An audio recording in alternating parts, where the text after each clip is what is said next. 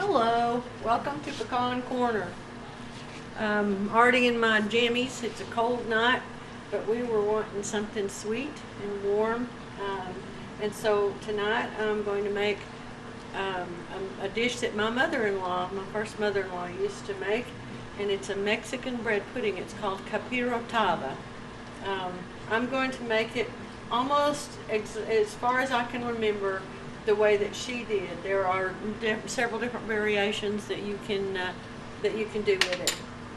I'm going to start with, turn my dehydrator off there so you can hear me.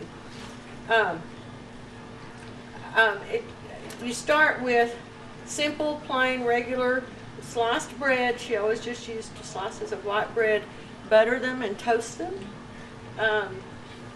Raisins, cheese. I'm going to use cheddar tonight. You can use sliced cheddar. I happen to only have grated, but she often would use American cheese because that was something that she often had on hand and that she would use. I'm going to use cinnamon and a little dab of vanilla extract and sugar and water. And that's it. Now my raisins were a little dried out, so I've gone ahead and boiled them in a little water. And all I'm going to do is I'm going to layer my my bread, and we're just making a small amount just for us. So I'm just layering a few slices here in a loaf pan. They actually fit into a loaf pan really well. You can do it in a larger, more narrow, flatter pan if you want to.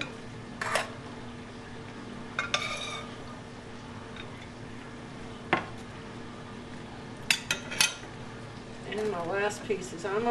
We're going to serve this warm, and you can serve it cold and have it left over, but I don't want to have a lot of leftovers of this. I like it best warm. We like whipped cream on the top, but I don't remember her serving it that way. Mom, I think, served it without anything extra on top. And so I'm going to go ahead and use that water for my liquid. I've got a cup of water there, and I'm going to use 1 cup of sugar. The light brown Mexican sugar, the Poncillo, that you see in the stores is what is traditionally used. Mom just used plain white sugar. I've got my my light brown sugar, so I'm going to use that. I'm going to get that heating, and I'm going to put some cinnamon in it. And find me a spoon. Oops. Need a measuring spoon here.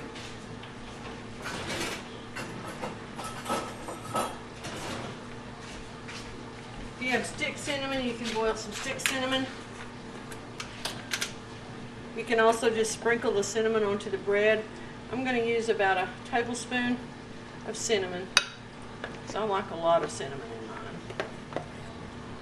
I can't remember whether Mom boiled hers. I think that she boiled her cinnamon in the water. I don't think she sprinkled it on the bread. I think she boiled it and then poured it over. Oh, I forgot my cheese. Oh dear. I knew I was forgetting something. I told you I've already got my jammies on here, so I'm not thinking straight. Getting ready for bed here. I need to layer this is the amazing part.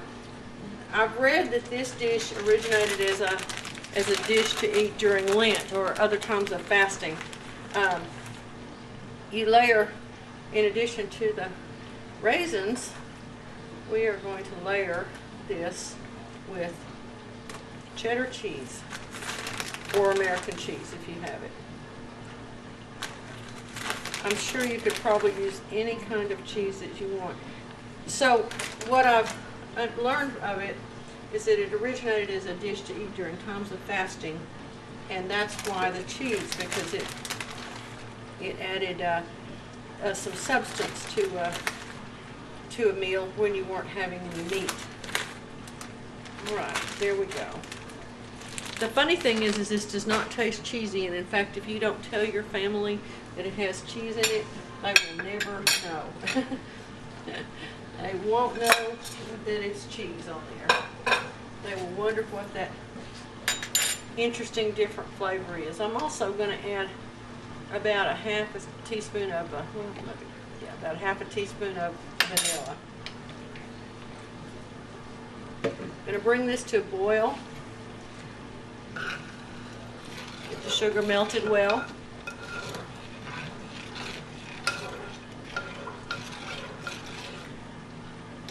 While I'm at it, I'm going to preheat my oven. This doesn't have to cook long. It'll bake at 350 for about 20 minutes, long enough to heat through well, but it doesn't take long. And I remember Mom would make it at night. I don't remember her making it earlier in the day. I remember her sitting at the table and making it at night after supper.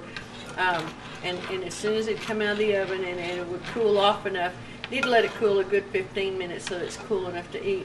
Oh, everybody would come and dig in, and it was so tasty. It was so very good. I use my my heels and stale bread for things like this. It's a great way to use it. And this is something really fast when when the family's got a sweet tooth and you don't want to make a big mess or go to a lot of effort. Okay, all right, there we go. It's all nice and now I'm just going to pour this over.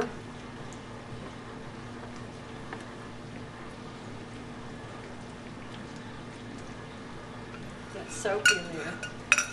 And there we go. Now I'm going to put this in the oven, let it cook, and I'll come back and show you the final. All right, there's the final result. Not sure how good my light is. Wait a second. Let me put you on hold just a second, see if I can get. All right, there we go. Maybe this is a little bit better. Anyway, this is a Mexican bread pudding, and so to my sweet niece Deborah that reminded me about this, I hope that this is the way you remember it, and if it's not, I hope you'll correct me. But this is the way that she made it, and we're fixing to enjoy some.